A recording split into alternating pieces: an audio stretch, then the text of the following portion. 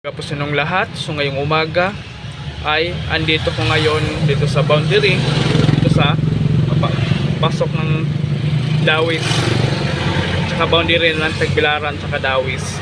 So ngayon, meron akong i-share sa inyo na tips kung ano ba ang dapat gawin pag sakaling ikaw ay dadaan ng ahonan, mataas na ahonan.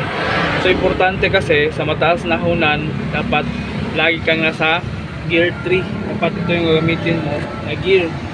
Napakahalaga yan kasi para hindi ka maalanganin pagdating sa mga pintuan.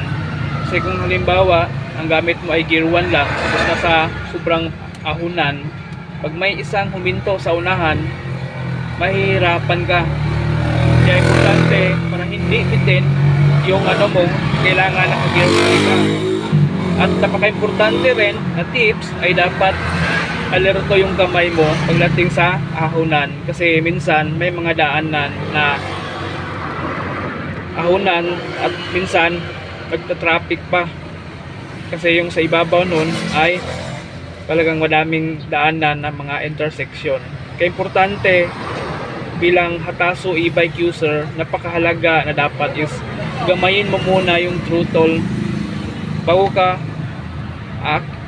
dadaan sa mga ahonan. Dapat talaga kabisado mo na yung ditong silinyador na to.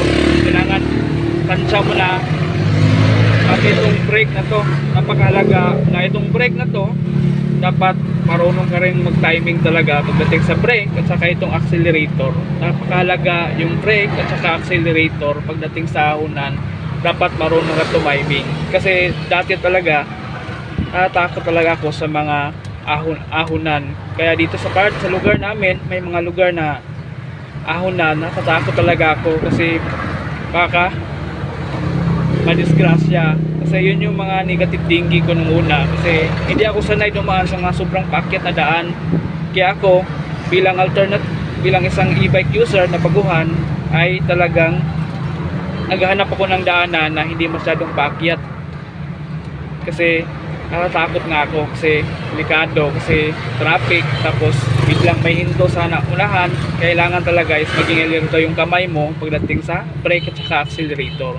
Kaya ngayon, pikita ko sa inyo yung lugar na sinasabi ko sa inyo na kailangan talaga maging alerto yung kamay mo pagdating sa brake at saka accelerator. So, kita ko muna sa inyo yung view. So, ngayon pupunta na ako sa paakyat na area. Kita ko sa inyo kung sinasabi ko sa